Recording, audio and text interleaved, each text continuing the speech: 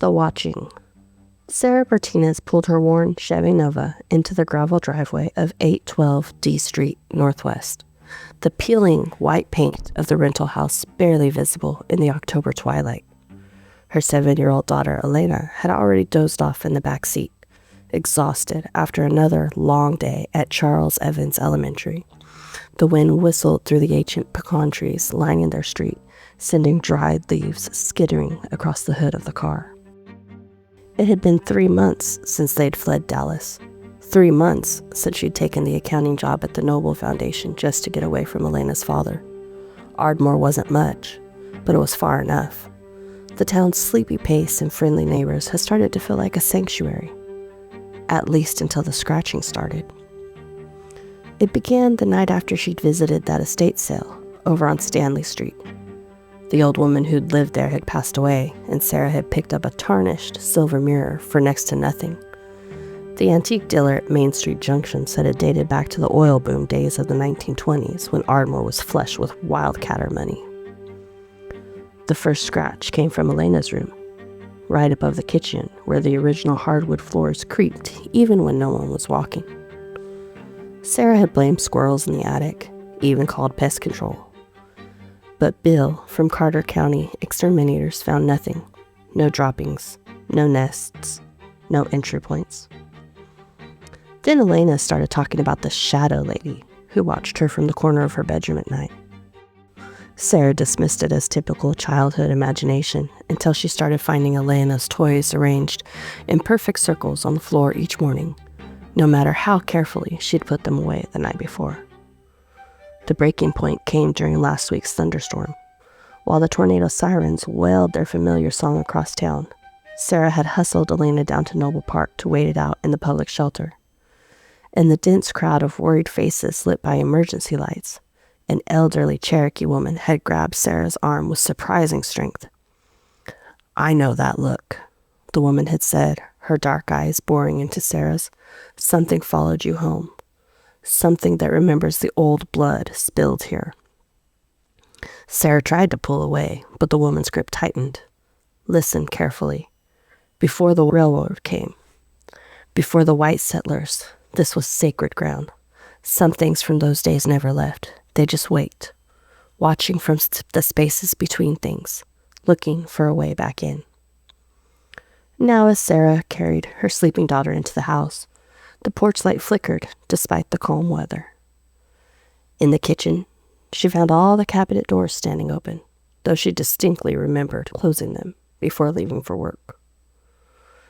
The mirror she'd hung in the hallway had rotated to face the wall again, something that had been happening with increasing frequency. From upstairs came 3 sharp raps, like knuckles on wood. Elena stirred in her arms. "Mama," she mumbled, "the shadow lady says it's time." The lights went out all at once, plunging the house into darkness. Outside, the gleaming windows of the Ardmore Municipal Building loomed in the distance like watchful eyes. Through the open kitchen window drifted the lonesome whistle of a Burlington Northern freight train passing through downtown, its rumble mixing with a deeper sound that seemed to come from the very foundations of the house, a sound like ancient laughter. Sarah clutched Elena tighter and backed toward the front door.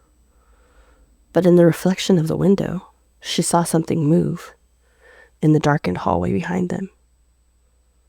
Something that remembered the old blood. Something that had been waiting a very long time. And it was done watching. Sarah's hand found the small silver cross she always wore beneath her blouse, a gift from her grandmother. Elena's small fingers wrapped around it too, and in that moment, Sarah remembered the words her pastor at First Baptist on Broadway had spoken just last Sunday. "The light shines in the darkness, and the darkness has not overcome it." The shadow in the hallway writhed, seeming to grow larger, but Sarah stood her ground. Her voice shook as she began to pray, the familiar words of Psalm 23 filling the darkness. Elena, raised in the church nursery, joined in with her small voice. "The Lord is my shepherd. the entity shrieked, a sound like tearing metal that set the windows rattling. The mirror on the wall cracked down the middle, but Sarah didn't stop.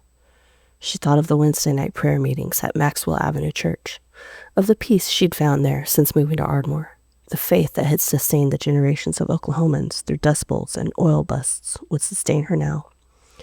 Even though I walk through the valley of the shadow of death, I will fear no evil. The darkness seemed to pulse, contracted. The temperature in the room plummeted. Through the window, Sarah could see the illuminated cross atop the First Methodist Church on Stanley Street, shining like a beacon through the darkness. For you are with me. The shadow lady lunged forward, but instead of the cold embrace of darkness, Sarah felt warmth. Light blazed from the cross at her throat, filling the house with brilliant radiance. The entity recoiled, its form dissolving like smoke in strong wind. The mirror that had brought it shattered completely, its fragments turning to dust. When the light faded, the house was quiet, except for the distant sound of an evening service's hymns drifting from Trinity Baptist. Elena looked up at her mother, tears streaming down her face, but smiling. The shadow lady's gone, Mama. She can't stay where there's light.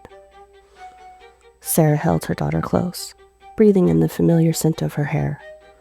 Outside, the pecan trees swayed gently in the Oklahoma wind, their branches making patterns in the returning starlight. From somewhere nearby came the sound of cicadas starting their evening chorus, normal and natural. The next morning, Sarah took Elena to McLish Park after Sunday service. As they sat on a bench, watching ducks paddle across the pond, an elderly Cherokee woman, the same one from the storm shelter, approached them. "You found the light," she said, nodding approvingly. "Some things from the old days are best left in the past. The Great Spirit and your God, they're not so different. Both understand that love and light defeat darkness." Sarah smiled, touching her cross. That evening, they attended the Sunday night service at First Baptist, and they sang Amazing Grace with the congregation. Sarah felt truly at peace for the first time since arriving in Ardmore. That town that had been a refuge from one kind of darkness had helped her find the light to defeat another. Later that week, Sarah cleaned out the antique mirror's dust and threw it in the dumpster behind the Ardmore Village Shopping Center. As she drove home along Commerce Street, past the Corsa House and the familiar storefronts, she said a quiet prayer of gratitude.